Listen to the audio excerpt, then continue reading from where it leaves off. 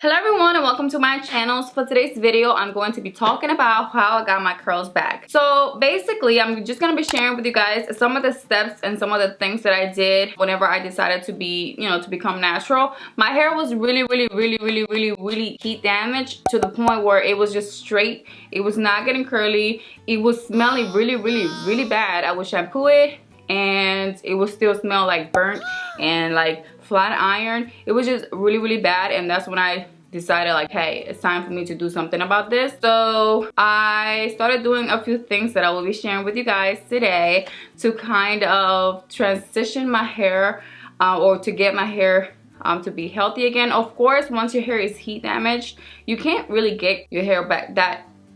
The heat damaged hair, you cannot make it healthy. You're just gonna have to start cutting it off little by little, and that's what I did. I didn't do a big chop, but I'm gonna be sharing with you guys some of the things that I did to make my hair look decent till, until it actually looked curly and healthy, until it grew out. Some of the things that I stopped doing, of course, was flat ironing my hair. I used to flat iron my hair literally every single day. Every single week my hair was straight, so this was really hard for me, but I had to do it. That's the first thing that I stopped doing. Of course, my hair was so damaged that it wouldn't even curl. Like from the roots to my ends, it was just heat damaged, you guys. It literally just started as a break, my journey, because my hair, I would wash it, like I would shampoo my hair and it would smell like burnt, and it was just like a nasty smell. So I decided to give myself like a week break of flat ironing, and that week turned into a month, and then 2 months, to the point where I was like, hey, I want my hair to be curly again. And this meant no heat whatsoever. Like I wasn't blow drying my hair, I wasn't curling it with a heat curler. I was putting no heat to my hair because I figured my hair is burnt because I was applying too much heat. And so I just decided to no heat at all whatsoever. And long story short, basically the reason why my hair got really damaged, I'm gonna say this really fast, is I was going to cosmetology school and they gave me a flat iron that would get really hot, and I would put it the highest heat that I could because it allowed me to flat iron my hair fast. So I would do that with no heat protecting. So I literally burned my hair because I didn't use a heat protecting, and I was putting it into the highest heat because I wanted my hair to be really straight because I thought that was cute. That's how I burnt my hair, long story short. Then another thing that I stopped doing is using a towel to dry my hair. Ever since I started being curly hair girl, I started using a cotton t-shirt, like a regular t-shirt, to dry my hair. I know you can buy a microfiber towel that it will be as gentle to your hair and it works for curly hair and it's amazing, but I feel like my t-shirt it's been working really great for me. Using a towel to dry your hair is really gonna dry your hair out. So a towel absorbs water fast, and also it absorbs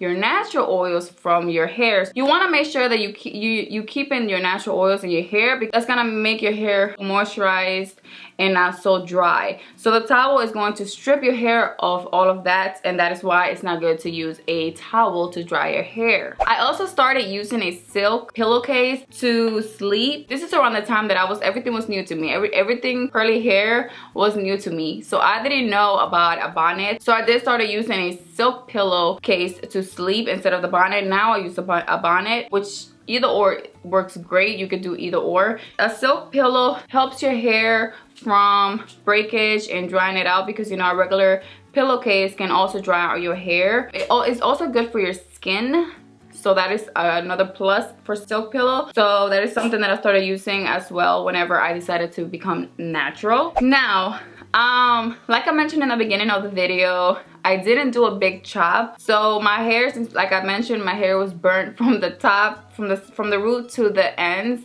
There was no way that my hair was gonna look decent at all. So in order for me to wait until like I was able to cut my hair little by little, what I was doing so I could look a little decent was I would braid my hair every night. I would wash my hair, and when it was wet I would braid it. And I used to not do a Dutch braid because I wanted my hair to at least look wavy. So what I did, I used to part my hair like in 4 sections, and I used to braid my hair out. So whenever in the morning my hair would dry and I would take the braids out, my hair would look wavy. So that's what I was doing to look a little decent. I also used to wear my hair in a bun a lot. And I actually did a video of the bun that I used to wear. It's a really old video. I still have it up, so I'm gonna link it around here so you guys, if you guys want to check it out. But I used to wear my hair in a bun a lot. You know, like if I didn't want to braid it, because braiding my hair used to take some time as well. And sometimes I used to do it, most of the time I used to do it at night. So when I would wake up in the morning, my hair was dry and I could, you know, take the braids out. But sometimes I was just tired, so I would just wear my hair in a bun. So that's two of the things that I used to do to my hair so it could look decent until I was able to cut it little by little. When I did my first haircut, I think if I'm not mistaken, when I first went to go get my hair cut, my hair was basically almost like this length, a little longer and just straight, and everything was damaged. But the minute that I saw that my hair started getting a little wavy or looking okay, like around here, I decided, okay, it's time for me to go cut, you know, cut some of this hair off. So I went to my friend's house because she was a cosmetologist. She is a cosmetologist, and she cut my hair straight. I didn't want any layers or anything like that. I didn't do a big chop like I said, but I did cut my hair like up to here. I will be putting a picture of my first haircut. I was pregnant at the time, so please don't judge my face. I was really swollen. That was my first pregnancy, okay? At that time, that was my first haircut, and I was happy about the process, how my hair was looking. I thought my hair was looking really nice and curly. So I was wearing my hair down around this time. Something else I started to do was researching products that work for curly hair. So basically that's when I started using Shea moisture products, because that was actually the first brand that I have heard of around that time. And I also started doing deep treatments on my hair a lot. I was doing it maybe 2 times a week, 1 time a week,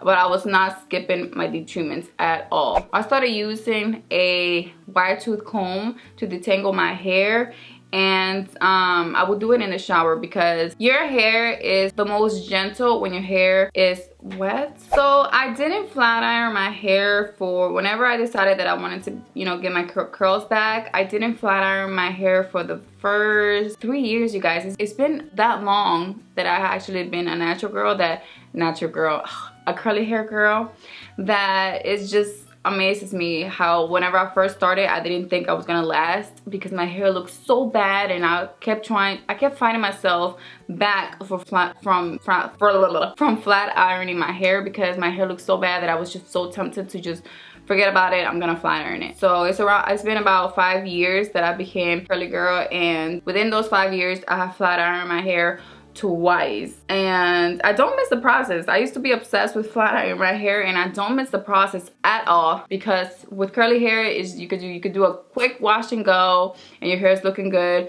With flat ironing your hair, it just takes too much of your time, and I'm not used to it anymore. So I'm glad that I made this decision, and I hope that these little tips and little things that I share, which is not much, but it is what really helped me with the process of becoming a natural. If you are going through your curly hair journey now and you have any questions of something that I may have not mentioned in this video, make sure to leave me a comment down below for me to answer that. Or if you already been through your curly hair journey and you want, you know, to share something with me, leave me a comment down below as well. And that is it for this video. I hope you guys enjoyed it, and if you're not subscribed to my channel, make sure to hit the subscribe button and subscribe, like this video to support my channel, and see you guys in my next video. Bye. I really hope I didn't forget to mention something, because whenever I'm editing, that's when I remember like, I forgot to mention something, but I think I covered everything.